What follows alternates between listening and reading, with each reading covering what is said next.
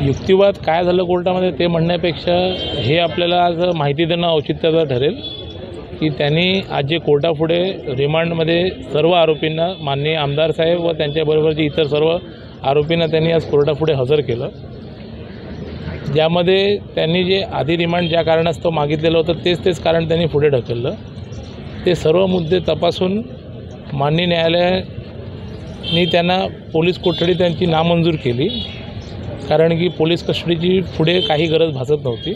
आणि त्या कारणाने त्यांना आता जेल कस्टडी मंजूर केलेली आहे आणि पोलीस कोठडीनं त्यांना आता जेल अथॉरिटीजच्या सुपूर्द करण्यात आलेलं आहे आणि पुढील याच्यात जे तपास असतील ते पुढील तपास पोलीस त्यांचा करतील आणि जेवढे आरोपी आहेत त्यांची जी कायद्यामध्ये त्यांची जी तरतूद आहे त्या तरतुदीनं घेऊन ते त्यांना आपल्याला पुढे बेल आणि इतर गोष्टींसाठी ते पुढे आपली लिबर्टी घेतील। पहिल्याच रिमांडला गणपत गायकवाड यांनी कट रचून हत्येचा प्रयत्न केला असा युक्तिवाद सरकारी पक्षाने केलेला होता। आता पुन्हा तो युक्तिवाद त्यांनी केलेला आहे का आणि काय बघा आता कट रचलं गेलं आहे आणि जे तपास आहे ते तपास यंत्रणेचं काम आहे, त्यावरती ह्या क्षणी आम्ही त्याच्यावरती काय कॉमेंट करणं योग्य ठरणार नाही। पण जसं आपल्या सर्वांना माहिती आहे CCTV फुटेजमध्ये काय घडलं, कसं घडलं, तिथे किती लोक होते, तर त्याला कट म्हटलं जातं की एक ह्युमन बिईंगचं रिॲक्शन म्हटलं जातं, हे आपल्या सर्वांना माहिती आहे। आणि कट रचण्यासाठी काय काय गोष्टी लागतात, कसं कट रचलं जातो हे आपल्या सर्व प्रचारमाध्यमांना सर्वांना माहिती आहे आणि हे खूप हास्यास्पद आहे जे पोलिसांचं म्हणणं आहे की सिनियर PIच्या केबिनमध्ये कट रचून एखादा व्यक्ती त्यांच्या सिनियर PIच्या केबिनमध्ये येऊन एक गुन्हा करतो। तर जर असं म्हटलं गेलं तर हे खूप हास्यास्पद वाटतं आणि जी पोलिसांची भूमिका याच्यामध्ये आहे त्याप्रमाणे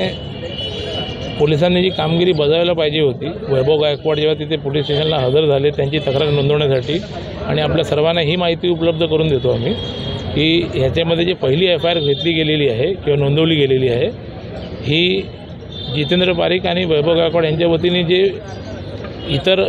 ह्या गुन्ह्यात पीडित दाखवले गेले आहेत त्यावरती जी FIR दाखल केली गेलेली आहे ती अतिक्रमण आणि त्यांचं जे बांधकाम तोडण्यात गेलेलं आहे ते सुमारे 4 वाजल्यापासून ते लोक पोलीस स्टेशनमध्ये त्यांची ती तक्रार नोंदवण्यासाठी प्रयत्नशील होते। जी FIR रात्री 12:15 नंतर हे फायरिंग इन्सिडेंट झाल्यानंतर त्यांनी पोलिसांनी नोंदवली। जर हे FIR त्यांनी आधी नोंदवली गेली असती तर कदाचित कुठल्याही प्रकारचा गैरप्रसंग झाला नसता, असं आमचं स्पष्ट मत आहे। बाकी जे मॅटर आहे ते तपासाधीन आहे, यंत्रणा त्यांचा तपास करतात, यंत्रणेचा तपास होऊ द्या, जे सत्य परिस्थिती आहे ते सर्वांच्या समोर येईल। आपल्या पहिल्या वेळी गणपत गायकवाड आणि 2 जणांना अटक करण्यात आलेली होती, मात्र बस आता ह्याच्यावर आणि रणजित यादव यांना अटक करण्यात सर्व जेवढे आरोपी होते सर्व आरोपींना आज माननीय आमदार साहेबांबरोबर त्यांना हजर करण्यात आलेलं होतं। सर्व आरोपितांना आमदार साहेबांबरोबर त्यांना MCR मंजूर झालेलं आहे, म्हणजे जेल कस्टडी मंजूर झालेली आहे आणि मॅटर तपासाधीन आहे। पोलीस यंत्रणा त्यांचं काम करत आहेत, ते योग्यरीत्या त्यांचं काम करतील आणि जे सत्य परिस्थिती आहे ते सर्वांसमोर आपलं सत्य बाहेर येईल असं आम्हाला वाटतं। किती वकिलांची टीम होती आपली या सगळ्या केससाठी? आम्ही जवळजवळ 5 ॲडव्होकेट आम्ही सर्वजण तिथे लीड करत होतो। मी माननीय आमदार साहेबांसाठी कोर्टामध्ये माझं मत जे होतं किंवा माझं जे सबमिशन्स होतं ते माननीय कोर्टाला दिले। माझ्याबरोबर माझे इतर सहकारीसुद्धा होते, सर्वांनी आपलं जे सबमिशन्स होते ते कोर्टाला दिले आणि माननीय न्यायालयाने योग्यरित्या खूप पेशंटपणे ऐकून